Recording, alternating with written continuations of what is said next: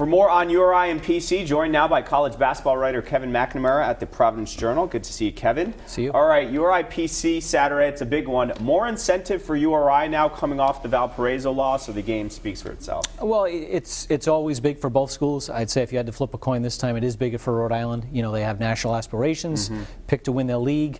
You don't want to have two losses in a row. Although road games are hard in college basketball. Yep. That's what differentiates the good teams from the bad. All right, 6 years in a row, PC has won this game. Dan Hurley has yet to beat his friend Ed Cooley. Is there pressure on Rhode Island to win this game? Because as a top 25 team, they're expected to win. Well, expected to win. I'd like to know what Las Vegas says. You know, my guess is Providence could be a minor. You know, it's a pick'em game. It really is. But like psychologically, is there pressure? No question. I mean, obviously, Rhode Island always wants to win this game to come in on a long losing streak with their best team in 6 years. They're certainly armed and ready to win. On the other side of the coin, you have Providence College, who some national people are calling it a rebuilding year. We'll wait and see on that. Do they have nothing to lose because maybe they aren't expected to win this year, but if they win, you know, it's kind of gravy? Well, I think Providence is in the midst of a homestand right now. If they can sweep the homestand, which this is the toughest game, Rhode Island, they're going to be in pretty good shape going into the Big East because they've played a very tough schedule. Yeah, they have. You know, the loss to Virginia is not going to hurt them at all. Virginia will be a top 10 team all season long. I think Providence, if they can protect their home court, and they're very, very tough at home. Ed Cooley has lost one non-conference road game since he's been at Providence. Wow, that's a good stat right there. Okay, for those who haven't been watching a lot of PC, they're caught up in football or whatever, maybe aren't tuning into college hoops until January. Early returns on Providence, you know, post Chris Dunn and Ben Bentel, your assessment of this team?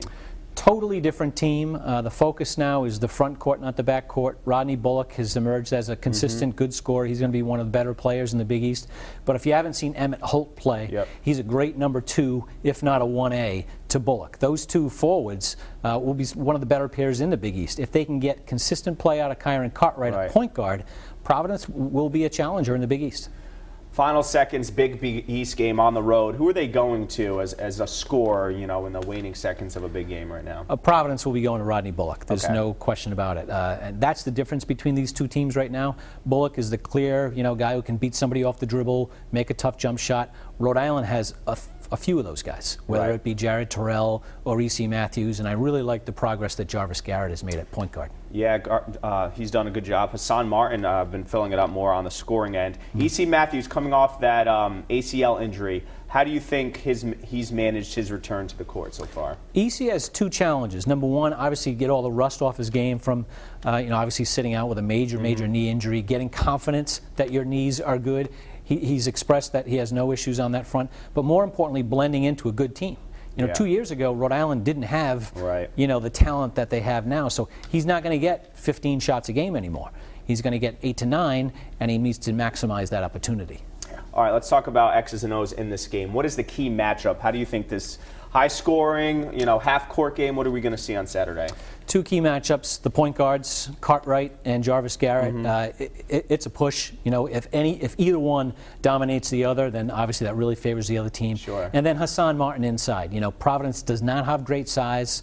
Neither does Rhode Island, for that matter. But Hassan, as a senior, I'm sure he wants to go out with a win over Providence.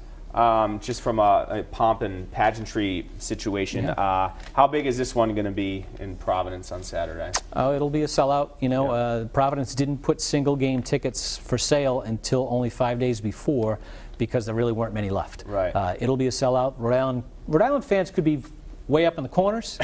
So this is a Providence's home game. There's no two ways about that. I want to ask you, URI lost to Valpo. Win or lose against PC, do they lose their top 25 ranking on Monday? I would say yes. Okay. They ever get it back? They can definitely get it back. I expect Rhode Island to probably stub their toe a few times in the non-conference. They have a very tough schedule. They still have to go to Houston. Next week, Old Dominion comes in. Old Dominion beat them last year. They have quite a few tests left. I think they're going to really, you know, rip it up in the league. I can see them winning 13, 14 Atlantic 10 games. And ultimately, are they dancing in March? They'll be dancing. I think Providence, if things break well, can be in a postseason tournament. I'm not going to say which one.